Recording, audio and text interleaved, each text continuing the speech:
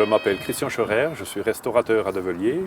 J'ai pris comme départ le livre, la brochure de l'Aspruge des frères Imhoff, qui recense presque toutes les croix du Jura. Déjà un beau travail, mais le problème qu'il y avait, c'est qu'on ne trouvait qu'une photo de croix par village sur cette liste.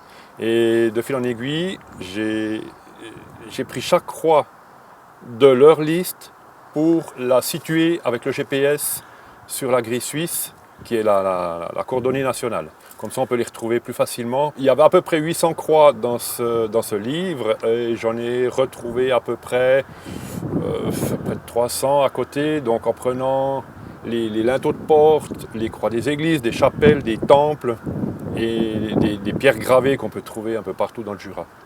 Alors je dirais que j'ai commencé en 2008. Jusqu'à présent, je suis toujours en train d'en chercher parce que c'est infini. Il y a aussi les croix de mission, qui sont aussi des souvenirs d'un passé religieux, d'un passé qui n'est pas si loin. La croix représente un signe religieux, c'est clair. On trouve aussi des croix de protection, sans parler de religion, mais il y a des croix qui sont posées à des endroits telluriques. Donc là, ça nous dépasse. Il y a beaucoup d'anecdotes sur ces croix. Il y a eu des décès des décès de chasse, d'accidents de bûcheronnage. Et bien souvent, elles sont décrites sous la croix, sur la pierre. Chaque croix a sa petite histoire. Alors pour l'instant, j'ai fait ça sur un site internet.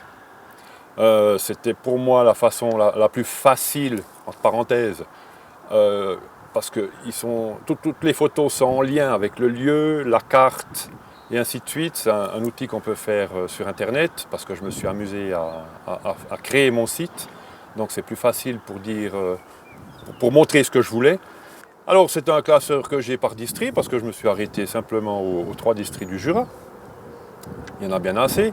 Et puis, de nouveau par village. J'ai commencé par les croix de mission, les croix qu'on trouve dans les champs. Je suis allé chez une personne, puis elle m'a dit « Mais qu'est-ce que vous faites avec vos croix? Est-ce que ça vous rapporte quelque chose ?» J'ai dit « Non, c'est déjà une démarche plus spirituelle. » Il y en a qui fument, il y en a qui vont voir des matchs de foot.